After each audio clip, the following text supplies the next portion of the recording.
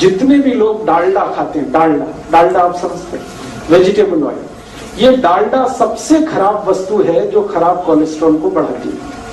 खराब कोलेस्ट्रॉल मैंने फिर बोला, एलडीएल और वीएलडीएल। एलडीएल और वीएलडीएल आपके खून में सबसे ज्यादा तब बढ़ता है जब आप डालडा खाते हैं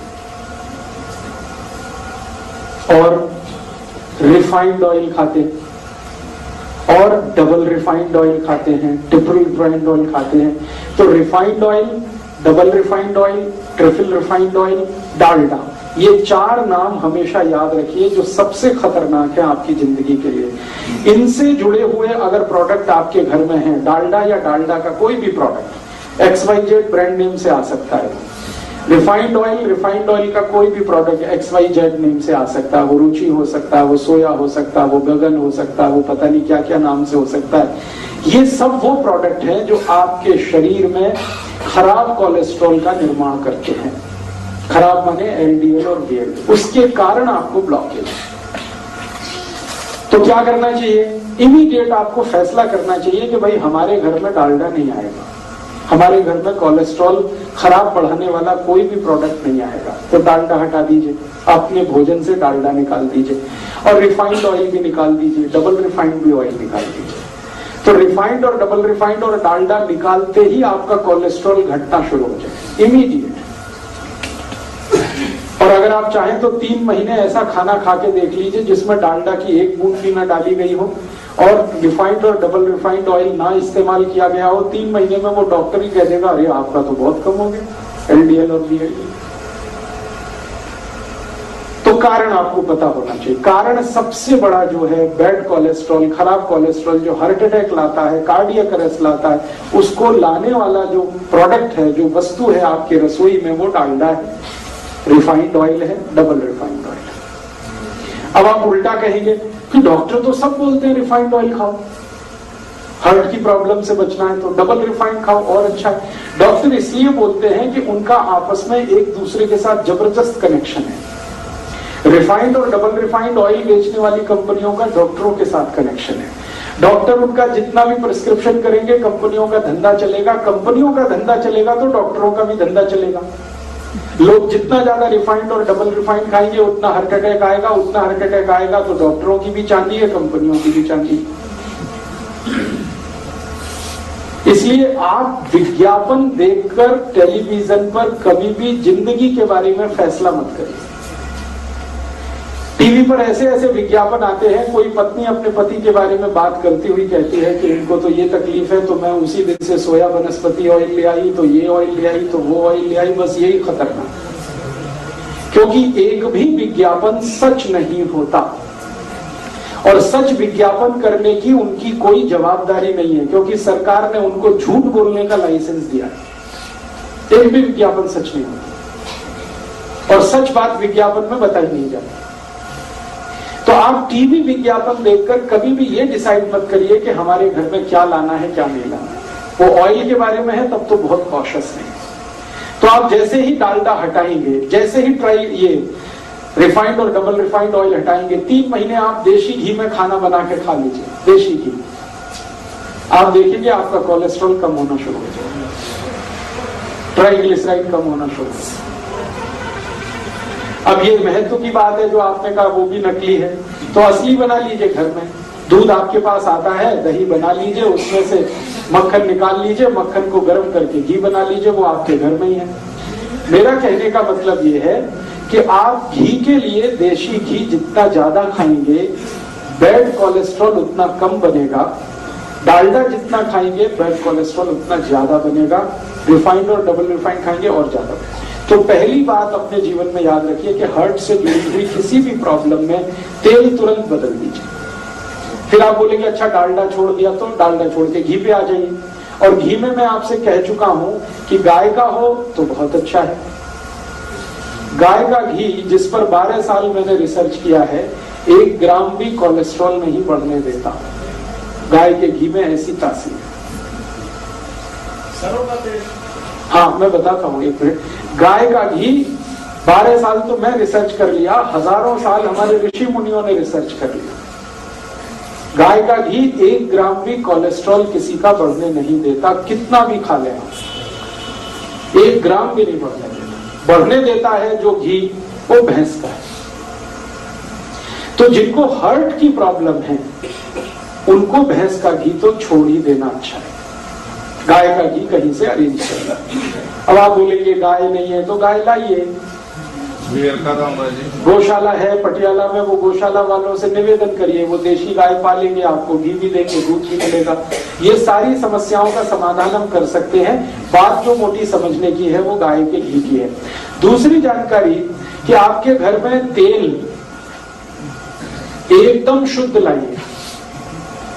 ये जो रिफाइंड तेल है ना ये छोड़ दीजिए, शुद्ध तेल लाइए। शुद्ध तेल कैसा? सरसों आपके बाजार में मिलती है, सरसों लेके जाइए, तेल निकालने वाली मशीन को दीजिए कि भाई मेरा तेल निकाल के दो। तो जिस कंडीशन में वो तेल निकाल के देता वही शुद्ध है। ज्यादा से ज्यादा उसको फिल्टर करा लीजिए। एक फिल्टर्ड ऑयल आता है और एक रिफाइंड ऑयल आता है। रिफाइंड ऑयल गलती से भी मत लाइए, फिल्टर्ड लाइए। फिल्टर माने छान के, बस इतना ही है, उसमें कुछ केमिकल मिक्सिंग नहीं है। तो आप फिल्टर ऑयल लाएंगे, सरसों का लाएं तो, नारियल का लाएं तो, मूंगफली का लाएं तो, तिल का लाएं तो, जो तेल आप खाते हैं। वैसे आपके लिए सबसे अच्छा तेल सरसों का ही है, क्योंकि हम नॉर्थ बेल्ट में जितने भी लोग रहते हैं सबके लिए सरसों बहुत अच्छा है। तो सरसों का तेल तो सबसे ही अच्छा है। लेकिन कोई लोग ऐसे भी हैं जो नारियल का तेल खाते हो या मूंगफली का खाते हो या तिल का खाते हो, उनके लिए भी मेरा यही रिक्वेस्ट है कि शुद्ध तेल लाइए। नारियल का लाएं तो, तिल का लाएं तो, मूंगफली का लाएं तो। आप कहेंगे वो बहुत गाढ़ा होता है। मैं आपको एक जीवन का ऐसा सच बताना चाहता हूं जो डॉक्टर जानता है लेकिन वो बताता है।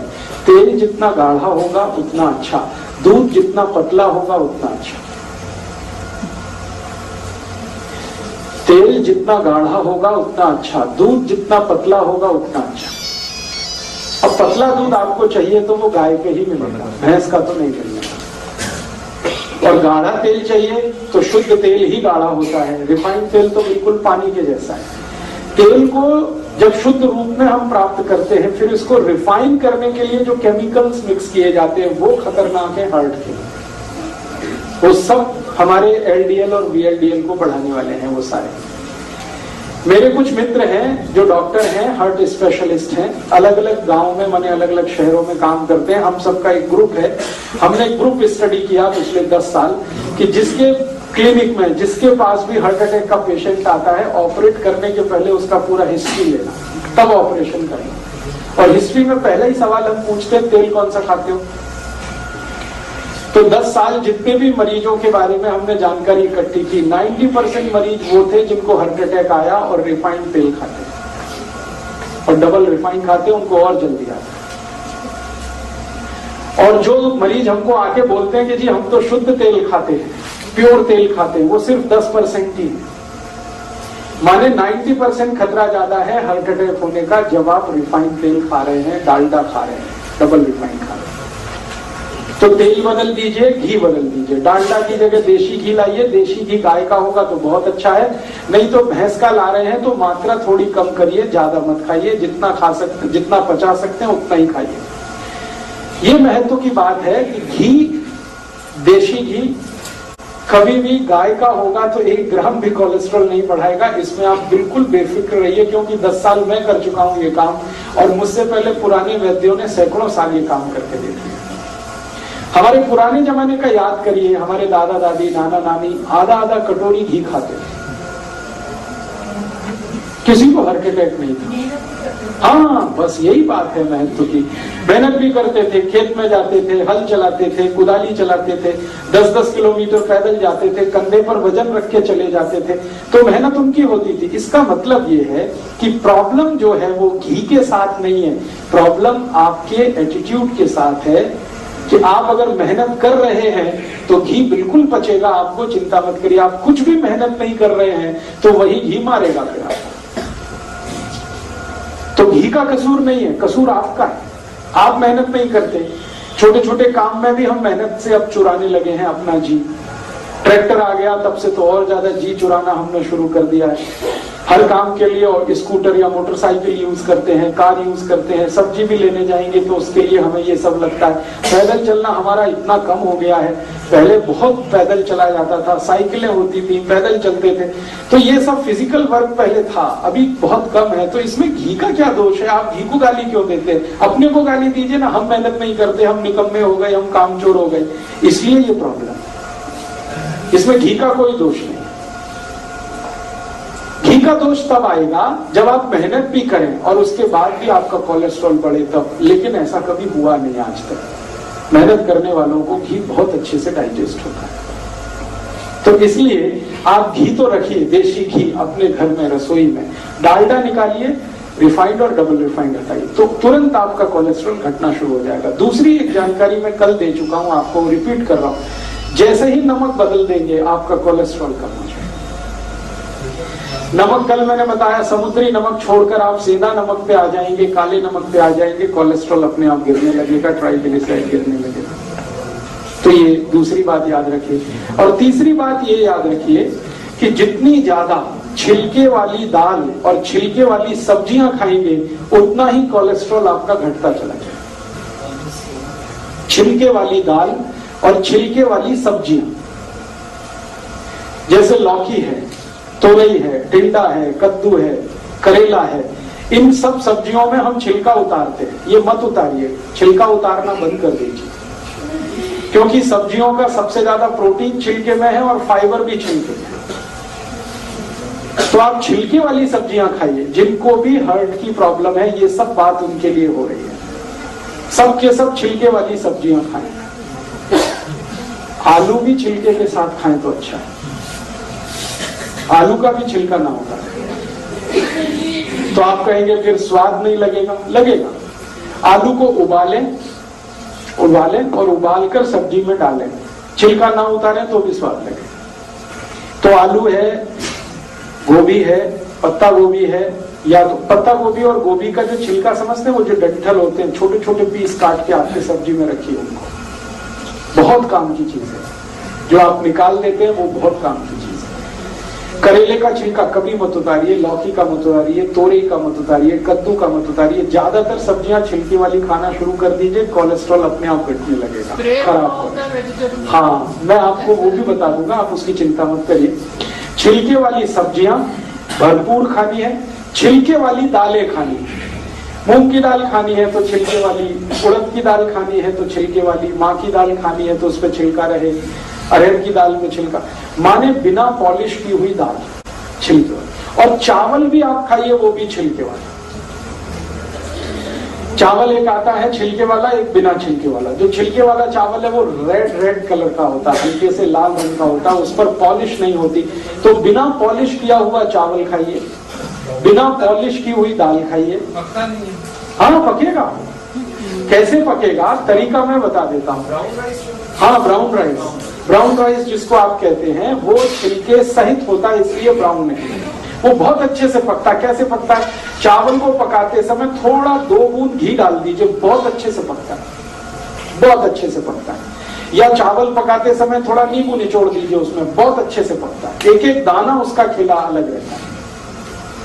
तो छिलके वाला चावल, छिलके वाली दालें, छिलके वाली सब्जियां, ये सब खाना है हर उस मरीज को जिसको कोलेस्ट्रॉल बढ़ा है, हार्ट के अटैक आने की संभावना है, या आर्टरीज और वेन्स में कचरा जमा हो गया। 3 बातें हुई। चौथी बात और एक जानकारी दे दूं कि जो रोटी आप खा रहे हैं, रोटी मोटे अनाज की खाइए। जितना मोटा अनाज उतना ही हार्ट के लिए अच्छा। जैसे मक्की है, बहुत अच्छी है हार्ट के लिए। बाजरी है, बहुत अच्छी है हार्ट के लिए। ज्वारी है, बहुत अच्छी है हार्ट के लिए। गेहूं उतना अच्छा नहीं है हार्ट के लिए। अगर गेहूं खाना ही है तो अकेला गेहूं मत खाइए, उसमें मिक्स करिए। क्या मिक्स करें? थोड़ा चना मिक्स कर दीजिए, थोड़ा सोयाबीन, थोड़ी ज्वारी, ऐसी चीजें मिक्स करिए जो मोटे अनाज में आती है। फिर उसकी रोटी बनाइए, मिस्सी रोटी कहते हैं या क्या रोटी कहते हैं, मिस्सी रोटी, यस, वो खाइए आप। गेहूं की रोटी कभी भी मत खाएं, ना खाएं वो सभी पेशेंट जिनको हार्ट की प्रॉब्लम है। मिस्सी रोटी खाएं। मोटी रोटी खाएं। और जब गेहूं आप पीसने के लिए लेके जाते हैं चक्की पर और गेहूं के साथ बहुत सारी चीजें, तो उसको बोल करके मेरा आटा मोटा पीसो, बारीक मत पीसो।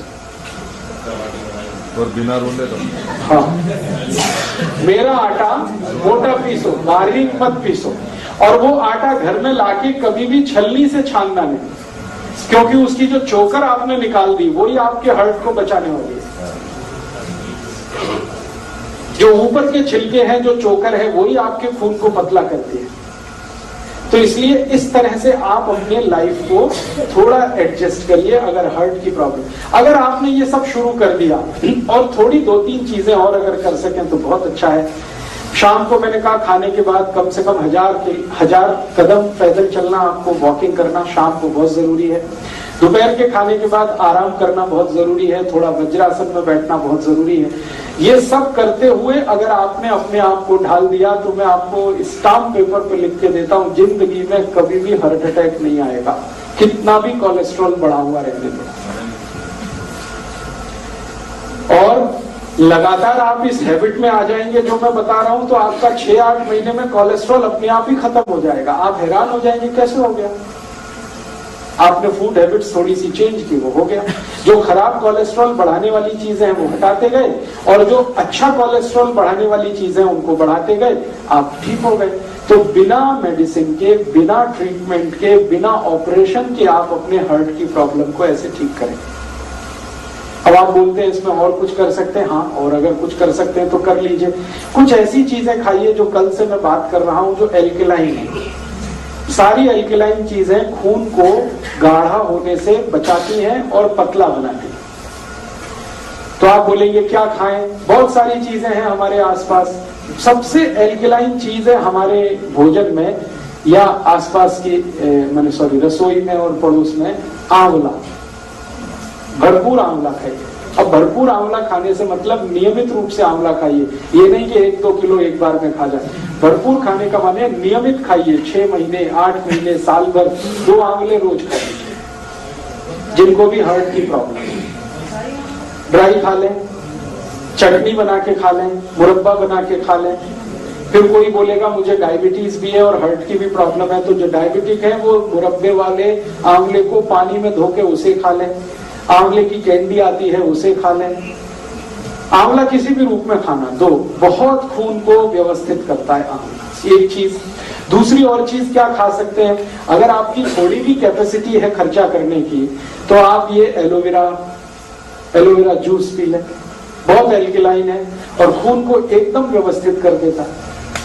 एलोवेरा जूस आसानी से उपलब्ध है, पटियाला में मिलता है। गुरप्रीत भाई से आप संपर्क कर लें, उनके पास व्यवस्था है। और भी कहीं मिलता हो, स्वामी रामदेव जी के यहाँ मिलता है, वहां से भी आप ले सकते हैं। एलोवेरा फ्रेश कितना खाया जा सकता है? हाँ, एलोवेरा फ्रेश अगर खाना चाहते हैं तो बहुत ही बढ़िया होगा, जूस से भी अच्छा होगा। एलोवेरा फ्रेश खाने का तरीका बता देता हूँ। उसका जो पत्ता आता है ना, वो काट के ऊपर वाला छील देना, उसको छिलका उतारना। हाँ, उतारना खाने के लिए। फिर अंदर का जो गूदा है, फल, वो चबा के खा लीजिए। एक दिन में 10 से 15 ग्राम से ज्यादा मत खाइए। बहुत कड़वा है, बहुत तीखा है। उसको ग्राइंड करके पानी में, हाँ, ले सकते हैं, ग्राइंड करके पानी में ले सकते हैं, उसकी चटनी ले सकते हैं, चबा के खा सकते हैं, कैसे भी खा सकते हैं। अचार आता है तो अचार खा लीजिए। सर उसका जो छिलका है, दूसरी चीजों का तो छिलका खाना है। हाँ, एलोवेरा का छिलका ही एक है जिसको आप डाइजेस्ट नहीं कर सकते। वो डाइजेस्ट आप कर नहीं पाएंगे, इसलिए मैंने उतरवा दिया। बाकी सभी छिलके आप डाइजेस्ट कर पाते हैं। तो एलोवेरा का गूदा ले लीजिए। ऐसे ही हमारे पास बहुत एल्कलाइन चीज है, गाजर। अभी 4 महीने गाजर का सीजन आ गया, खूब गाजर खा लीजिए। माने नियमित रूप से, खूब जहां भी मैं शब्द इस्तेमाल करूंगा, नियमित रूप से 3-4 महीने खा लीजिए। 2 गाजर रोज, 3 गाजर रोज चबा के खा लीजिए। बहुत एल्कलाइन है गाजर। मूली है जी, डायबिटीज वाले जरूर खा लें। भगवान का बनाया हुआ कोई भी मीठा पदार्थ डायबिटीज वाले खूब खाएं। आदमी का बनाया हुआ कुछ ना खाएं। ये सारी खतरनाक बीमारी आदमी के बनाए हुए मीठे पदार्थ में, जिसमें वो चीनी डाल देते हैं। गाजर भगवान की बनाई है, आप खूब खाएं जी। जूस के लिए उसके स्लाइड है, बॉटल के ऊपर 30 ml to 50 ml आप ले। 30 ml की तो जरूरत नहीं है, वो उन्होंने प्रेस्क्रिप्शन दिया है, शायद वो बहुत हाई डिग्री किसी पेशेंट को ध्यान में रख के। मैं आपको कह रहा हूं कि 10 से 15 ml ही पर्याप्त है। 30 ml बहुत ज्यादा है, नॉर्मल आदमी के लिए ठीक नहीं। वो बॉटल पे इसलिए भी लिखा गया है कि बिके, सब जगह बेचने का प्रॉब्लम आ गया ना। तो आपको तो मैं बता रहा हूं उस हिसाब से कि न्यूनतम दवा लेके या बिना किसी दवा के आप अपनी जिंदगी को कैसे मैनेज कर सकते। तो एल्कलाइन चीजें हैं, गाजर है, आंवला है, टमाटर है, पत्ता गोभी है, फिर बंद गोभी है, फिर ये आपके पास मूली है, फिर चौलाई है, फिर सरसों है जो आजकल साग के रूप में, ये सब एल्कलाइन है, सब हार्ट के लिए टॉनिक है ये सब। तो इन चीजों का इस्तेमाल करते हुए भोजन में देशी घी या तो शुद्ध तेल का इस्तेमाल करते हुए, नमक बदलते हुए आप चल पड़िए जिंदगी के रास्ते पर। एक बार अगर अटैक आ चुका है पुराने किसी समय में, दोबारा कभी नहीं आएगा। और जो भी ब्लॉकेज है वो बिना किसी दवा के अपने आप ही निकल जाएगा, क्योंकि बॉडी में ब्लॉकेज बनाने की टेंडेंसी है तो निकालने की भी टेंडेंसी है। दवा खाने की इसके लिए जरूरत नहीं है, मेडिसिन की इसके लिए बिल्कुल जरूरत नहीं है।